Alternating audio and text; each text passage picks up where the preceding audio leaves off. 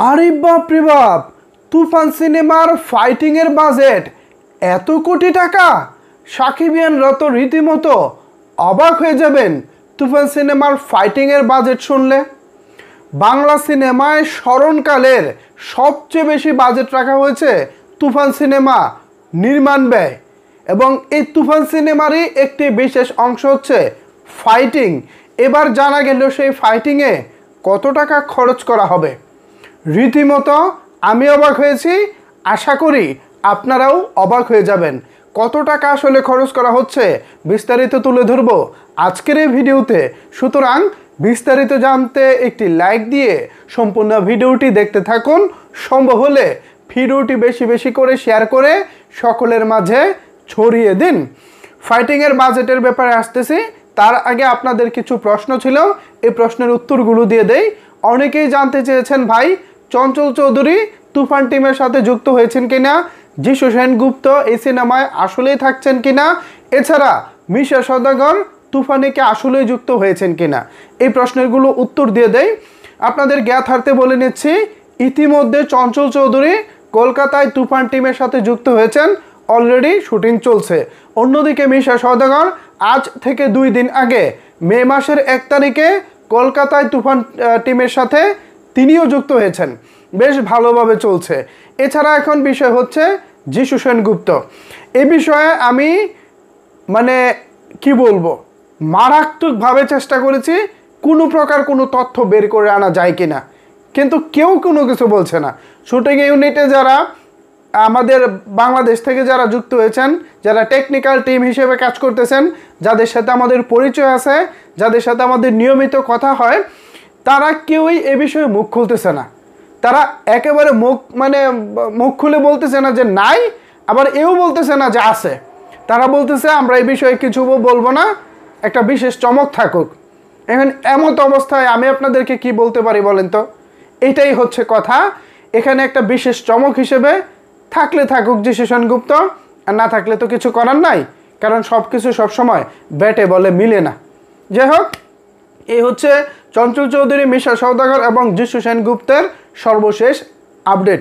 এবার আসেন আমরা আলোচনা করি তুফানের ফাইটিং বাজেট নিয়ে।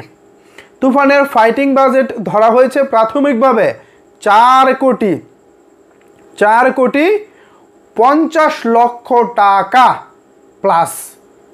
বাড়তেও পারে কমতেও পারে, তবে কমার সম্ভাবনা কম। এখান থেকে বাজেটটা বাড়তেই পারে। অনেকেই মনে করতে পারেন, ভাই 4 কোটি টাকা প্লাস, আসলেই কি এত টাকা বাজেট? এবার আমি আপনাদেরকে একটি তথ্য দেই। আজকে যদি মালেক আফসারী সাহেবের একটি ভিডিও আপনারা দেখে থাকেন, সর্বশেষ যে ভিডিওটা মালেক আফসারী আমাদের মাস্টার মেকার খ্যাত পরিচালক মালেক আফসারী সাহেব যে ভিডিওটা আপলোড করেছেন, তার সর্বশেষ ভিডিওটা যদি দেখেন, তুফান সম্পর্কিত একটা ভিডিও, সেখানে তিনি উল্লেখ করেছেন আমাদের এখানে নর্মাল একজন টি বয়, একজন সাপোর্ট হ্যান্ড হিসেবে যারা কাজ করে, সাধারণ একজন টি বয় ধরেন, শুটিং ইউনিটে যিনি টি বয় হিসেবে কাজ করেন, তার পারিশ্রমিক হিসেব করেছেন তিনি গড়ে 1,000 টাকা বাংলাদেশে, এবং তার 3 বেলা খাওয়া তো আছেই। এটা হচ্ছে হিসেব। অন্যদিকে কলকাতার হিসেব হচ্ছে, সেখানে যৌথ প্রযোজনা কিংবা জয়েন্ট ভেঞ্চারে যদি কোনো ছবি হয়, এছাড়া বাংলাদেশি কোনো লোকাল প্রোডাকশনের ছবি যদি ওখানে শ্যুট করা হয়, তাহলে এই 1,000 টাকার পরিবর্তে তাদের পারিশ্রমিক হয়ে যায় 5,000 টাকা।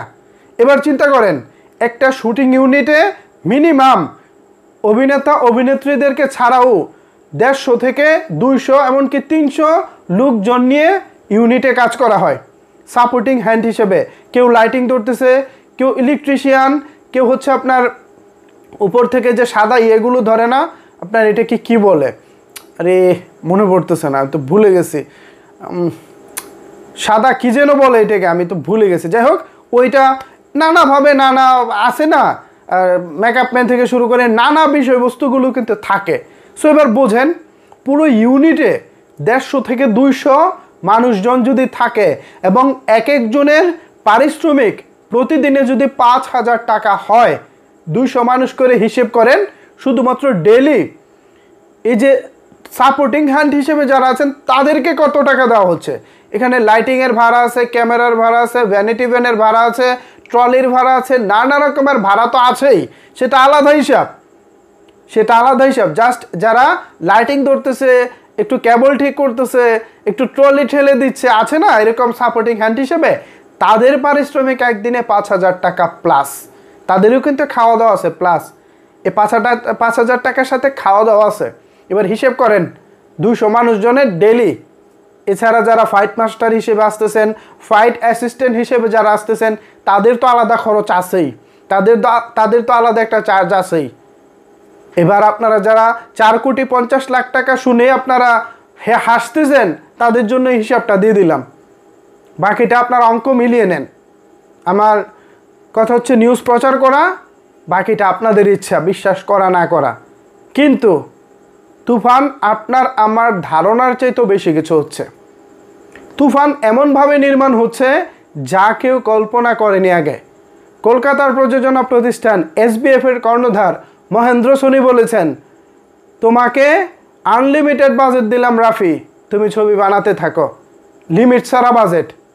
তো লিমিট ছাড়া বাজেট হলেও তো একজন পরিচালক লিমিট ছাড়া আসলে কাজ করতে পারে না, কারণ দিন শেষে প্রযোজকের টাকাটা রিটার্নেরও তো একটা ব্যাপার থাকে। যতই বলা হোক যে আনলিমিটেড বাজেট, তারপরে একটা বাজেট ধরেই ছবি বানাতে হয়। বাংলাদেশের মার্কেট, এছাড়া বাংলাদেশের বাইরে ওভারসিজ মার্কেট, কলকাতার মার্কেট, এসব মার্কেট বিবেচনা করে, এছাড়া স্যাটেলাইট রাইট আছে, OTT রাইটস আছে, এই সব কিছু বিবেচনা করেই একটি সিনেমার বাজেট নির্ধারণ করা হয়। আর এই সিনেমার বাজেট নির্ধারণের ক্ষেত্রে প্রিয়তমাকে অনেকটা ক্রেডিট দিতে হবে। প্রিয়তমা যদি 41 কোটি টাকার টিকিট বিক্রি না করতো, তাহলে তুফানের মতো এত বড় বাজেটের ছবি হয়তো বা এই মুহূর্তে বাংলাতে হতো না। সেটা এনি বাংলা, বাংলাদেশ কিংবা কলকাতা, কোনো বাংলাতেই এত বড় বাজেটের ছবি হতো না। তুফান এবং আমাদের প্রিয়তমাকে এ কারণেই ক্রেডিট দিতে হয় যে প্রিয়তমা এই 41 কোটি টাকার টিকিট বিক্রি করার কারণে তাদের নতুন প্রযোজকদের সাহসটা বেড়েছে, মনোবলটা বেড়েছে। এই মনোবল এবং সাহসের ফলেই কিন্তু এখন হিউজ পরিমাণের বাজেট নিয়ে আমাদের করা হচ্ছে, এই তুফানের শুটিংটা করা হচ্ছে। এছাড়া অনন্য মামুন ভাইয়ের আরেকটি সিনেমা রয়েছে দরদ, যেটি প্যান ইন্ডিয়ান আকারে রিলিজ পাবে। সেই সিনেমাটারও অনেক বেশি বাজেট রাখা হয়েছে। শাকিব খানের এখন থেকে প্রত্যেকটি সিনেমার বাজেট হবে সর্বোচ্চ বাজেট। এক একটি সিনেমার নির্মাণ হবে হাই প্রোফাইল নির্মাণ, এবং ধারণা করা হবে, লক্ষ্য রাখা হবে পূর্বের সিনেমাকে যেন নতুন সিনেমা টপকে যেতে পারে, ঠিক সেভাবেই তারা এগিয়ে যাবে। অনেক ভালোবাসা এবং শুভকামনা তুফান টিমের জন্য। আশা করি আমরা দারুণ কিছুই পাবো। একটা সিনেমা নির্মাণ করা ভাই চারটিখানি কথা না। আমরা হাসতে পারি, আমরা আলোচনা সমালোচনা অনেক কিছুই করতে পারি, কিন্তু ফিল্ডে গিয়ে সিনেমা নির্মাণ করা অনেক টাফ। তবে দিন শেষে সেই সিনেমাটা যদি আমাদের হয়ে যায়, মানে দর্শকদের মনের মতো হয়ে যায়, তাহলে তার কোনো কথাই নাই। সেটা 2 বার 3 বার 5 বার 10 বার যতবার লাগে আমরা হলে গিয়ে দেখব। কি বলেন সাকিবিয়ানরা? আশা করি আপনারা রায়হান রাফি ভাইকে হতাশ করবেন না। সো ভিউয়ার্স, এই ছিল আপাতত আমার কাছে তুফান সিনেমা সম্পর্কিত সর্বশেষ আপডেট। এই আপডেটটুকু পেয়ে আপনাদের কেমন লেগেছে চাইলে কিন্তু অবশ্যই সেটি নিচের কমেন্ট বক্সে জানাতে পারেন। ধন্যবাদ সবাইকে সম্পূর্ণ ভিডিওটি দেখার জন্য।